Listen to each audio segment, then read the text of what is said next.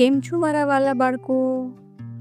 આજે એક સરસ મજાની બાળ વાર્તા આપણે બધા ભાઈ ભાઈ આપની સમક્ષ લઈને આવે છે વિભા જીતેન્દ્ર પાઠક. આપ બધા હોશે હોશે સાંભળજો. વાર્તાનું નામ છે આપણે બધા ભાઈ ભાઈ. એક ઘર હતું. એ ઘરમાં 10 ભાઈબંધો રહે અને ભાઈબંધોના નામ પણ વળી કેવા. પહેલાનું નામ એકડો, બીજાનું નામ બગડો, ત્રીજાનું નામ તગડો, ચોગડો, પાંચડો, છગડો, સાતડો, આઠડો અને નવડો. સમજી ગયા ને? આ બધા ગણિતના નંબરો છે. અને સૌથી નાનાનું નામ મીંડુ. બધા મળીને 10 થયા ને? બધાના શરીર એકદમ આડાઅવળા, લાંબા ટૂંકા, પહોળા અને ફાંદાળા, જ્યારે આપણા મીંડાભાઈ લાગે ગોળ મટોળ. બધા ભાઈબંધો બહુ શિસ્તવાળા, સાથે રમે, જમે અને ધીંગા મસ્તી કરે અને કોઈ વાર ઝઘડી પણ પડે. અને એક દિવસ એવું જ થયું. આપણા બધામાંથી મોટું કોણ, એ બાબતે ચર્ચા થઈ અને શરૂઆત બગડાએ કરી. બગડાએ એકડાને કહ્યું, હું તારાથી મોટો, સમજ્યો ને? તો તગડાએ બગડાને કહ્યું, જા જા, હું તારાથી મોટો, એમ કહીને ધક્કો માર્યો. ત્યાં તો ચોગડાએ તગડાને ટપલી મારીને કહ્યું, તું તો રહેવા દે, હું તારાથી મોટો. આમ બધાએ પોતાનાથી નાનાને કહ્યું. છેવટે નવડાએ રોફથી કહ્યું, બધા રહેવા દો, ચૂપ થઈ જાઓ, તમારા બધા કરતાં તો હું જ મોટો છું. અને આ બધી વાતોમાં મીંડાભાઈ એક ખૂણામાં છુપાઈ ગયા. મનમાં બોલ્યા, આમાં આપણું કાંઈ જ કામ નથી, વગર વાંકે પીટાઈ જવાના, એ નક્કી. ત્યાં તો નવડો વટથી ગાવા લાગ્યો, સૌથી મોટો હું તેથી લાડકવાયો છું, લાડુ ખાઉં હું રોજ, સદાય કરું મોજ. આ સાંભળીને બીજા ભાઈબંધો ગુસપુસ કરવા લાગ્યા. પછી બોલ્યા, સૌથી નાનું કોણ? તો જવાબ મળ્યો, એકડો. તો બધા મોટેથી ગીત ગાવા લાગ્યા. એકડા તું તો સાવ સડેકડો, એકડા તું તો સાવ સડેકડો, લાકડી જેવો સાવ શુક્લકડો. એકડો તો મૂંઝાઈ ગયો ને રડતો રડતો ઘરની બહાર નીકળી ગયો. ઝાડ નીચે બેઠો. મીંડુ તો વહેલો જ ઝાડ ઉપર બેઠેલો. એકડાને જોઈ એ નીચે આવ્યો અને પૂછ્યું, ભાઈ તું કાં રડે?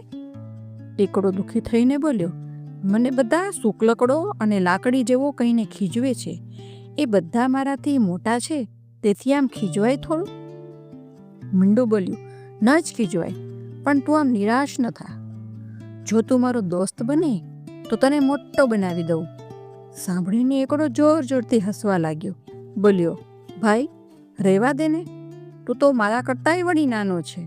તું મને મોટો કેવી રીતે બનાવી શકે? એ શક્ય જ નથી. મીંડુ બોલ્યું, તું ચાલ તો ખરા મારી સાથે. એમ કહી અને બંને જણા ઘરમાં ગયા. બધાએ બંનેને સાથે જોયા અને ફરી ગાવા લાગ્યા, એકડા સાથે મીંડુ ચાલે મોટું ગોળ મટોળ, એકડા સાથે મીંડુ ચાલે મોટું ગોળ મટોળ, એક છે લાકડી ને બીજું ઢોલમ ઢોળ. મીંડાએ કહ્યું, તમે બધા એક ઘરમાં રહો છો, આમ ખીજવો તે યોગ્ય નથી. ત્યાં તો નવડો રોફથી બોલ્યો, તારી કિંમત શું? કંઈ જ નહીં. છતાં મીંડુ આત્મવિશ્વાસથી બોલ્યું, જુઓ દોસ્તો, આમ તો મારી કિંમત ભલે કંઈ જ ન કહેવાય, પરંતુ કોઈની બાજુમાં જઈને વટથી ઊભો રહું તો કિંમત વધારી દઉં, સમજ્યા? ફરી બધા હસી પડ્યા. મીંડુ કહે, અરે આ એકડો ક્યાં ગયો વળી? પાછો અહીં આવજો, તારી બાજુમાં હું ઊભો રહું. એમ કહી અને એકડાની બાજુમાં ઊભો રહ્યો. હવે બધા જુઓ, એકડાની કિંમત કેટલી થઈ? અરે આ તો 10 થયા.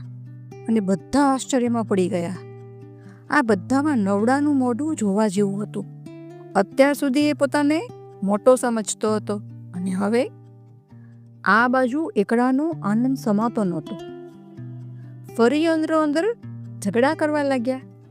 પણ હવે ઝઘડો મીંડા માટે ન હતો. બધા કહે, મારી બાજુમાં આવ, મારી બાજુમાં આવ, અમારી કિંમત વધશે, અમારી બાજુમાં આવ. મીંડું બધાને પાઠ શીખવવા માંગતું હતું.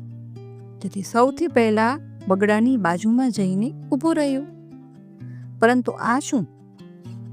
બગડાની કિંમત 2ની 2 જ રહી. આમ કેમ થયું? બાલ દોસ્તો, જરા વિચારો તો.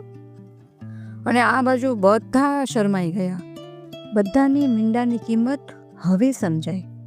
બાળમિત્રો, ઈકડાની બાજુમાં મીંડું ગયું તો 10 થયા, અને બગડાની બાજુમાં ગયું તો 20 કેમ ન થયા?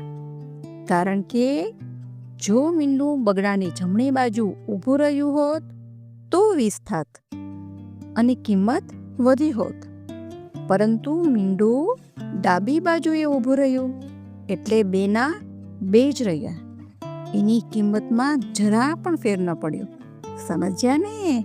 તો દોસ્તો, તમને આ બધાની વાર્તા જરૂરથી ગમી હશે અને આ વાર્તા તમારા બધા ફ્રેન્ડ્સને કહેજો. આવજો. જય હિન્દ.